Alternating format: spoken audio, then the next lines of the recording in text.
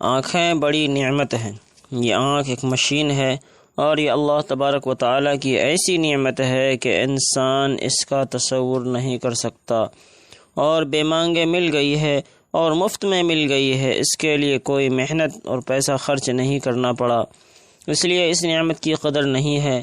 ان لوگوں سے جا کر پوچھو جو اس نعمت سے محروم ہیں، نابینا ہیں یا بینائی چلی گئی ہے، یا جن کے پاس یہ نعمت شروع سے ہی نہیں ہے، ان سے پوچھو کہ یہ آنکھ کیا چیز ہے۔ اور خدا نہ کرے اگر بینائی میں کوئی خلل آنے لگے اور بینائی جاتی ہوئی معلوم ہونے لگے تو اس وقت معلوم ہوگا کہ ساری کائنات اندھیری ہو گئی، اور اس وقت انسان اپنی ساری دولت خرچ کر کے بھی یہ چاہے گا کہ مجھے یہ دولت دوبارہ حاصل ہو جائے، اور یہ ایسی مشین ہے کہ آج تک ایسی مشین کوئی ایجاد نہیں کر سکا۔ آنکھ کا صحیح استعمال کریں۔ اب اگر اس نعمت کا صحیح استعمال کرو گے تو اللہ تبارک و تعالی فرماتے ہیں تو میں تم کو اس پر ثواب بھی دوں گا۔ مثلا آنکھ کے ذریعہ محبت کی نگاہ اپنے والدین پر ڈالو تو حدیث شریف میں ہے کہ ایک حج اور ایک عمرے کا ثواب ملے گا۔ اللہ اکبر۔ ایک دوسری حدیث میں ہے کہ شوہر گھر میں داخل ہو اور اس نے اپنی بیوی کو محبت کی نگاہ سے دیکھا اور بیوی نے شوہر کو محبت کی نگاہ سے دیکھا تو اللہ تعالیٰ دونوں کو رحمت کی نگاہ سے دیکھتے ہیں۔ جب اس آنکھ کو صحیح جگہ پر استعمال کیا جا رہا ہے تو صرف یہ نہیں کہ اللہ تعالیٰ اس پر لذت اور لطف عطا فرما رہے ہیں بلکہ اس پر اجر و ثواب بھی عطا فرما رہے ہیں۔ لیکن اگر اس کا غلط استعمال کرو گے اور غلط جگہ پر نگاہ ڈالو گے اور غلط چیزیں دیکھو گے تو پھر اس کا وبال بھی بڑا سخت ہے، اور یہ عمل انسان کے باطن کو خراب کر دینے والا ہے۔ اب اس بدنگاہی سے بچنے کا ایک ہی راستہ ہے، وہ یہ ہے کہ ہمت سے کام لے کر یہ طے کر لو کہ یہ نگاہ غلط جگہ پر نہیں اٹھے۔ اس کے بعد پھر چاہے دل پر آرے ہی کیوں نہ چل جائے لیکن اس نگاہ کو مت ڈالو۔ بس ہمت اور ارادہ کر کے اس نگاہ کو بچائیں تو پھر دیکھو کہ اللہ تبارک و تعالیٰ کے طرف سے کیسی مدد اور نصرت آتی ہے۔ حضرت تھانوی رحمۃ اللہ علیہ نے اس آنکھ کو بدنگاہی سے بچانے کی کچھ تدبیریں بیان فرمائی ہیں، وہ یاد رکھنے کی چیز ہے۔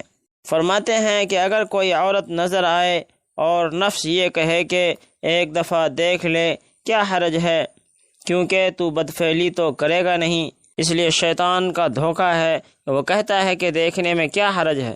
دیکھنا تو اس لیے منع ہے تاکہ انسان کسی بدفعلی کے اندر مبتلا نہ ہو، اور یہاں بدفعلی کا امکان ہی نہیں، اس لیے دیکھ لو، کوئی حرج نہیں۔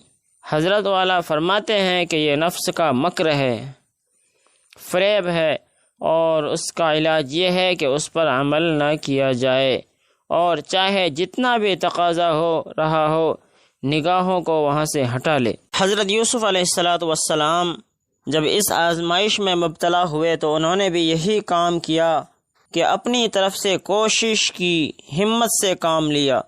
چنانچہ جب زلیخا نے چاروں طرف دروازوں میں تالے ڈال دیے اور حضرت یوسف علیہ السلام کو گناہ کی دعوت دی، اس وقت حضرت یوسف علیہ السلام اپنی آنکھوں سے دیکھ رہے تھے کہ دروازوں پر تالے پڑے ہوئے ہیں اور نکلنے کا کوئی راستہ نہیں ہے، مگر حضرت یوسف علیہ السلام دروازوں کے طرف بھاگ پڑے۔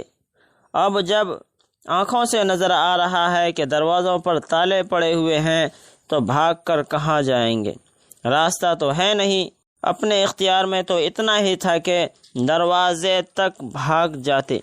چنانچہ جب اپنے حصے کا کام کر لیا اور اپنے اختیار میں جو تھا وہ کر لیا اور دروازے تک پہنچ گئے تو اللہ تبارک و تعالی سے یہ کہنے کے حقدار ہو گئے کہ یا اللہ، میرے اختیار میں تو بس اتنا ہی تھا، میرے بس میں اس سے زیادہ نہیں، اب آگے تو آپ کے کرنے کا کام ہے۔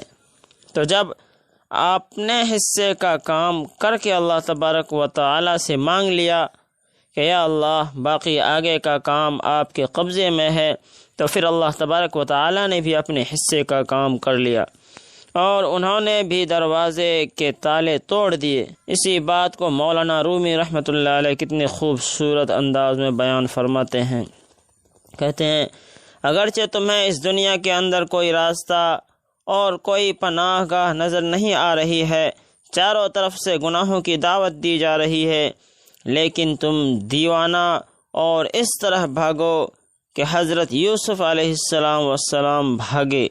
تم جتنا بھاگ سکتے ہو اتنا تو بھاگ لو، باقی اللہ سے مانگو۔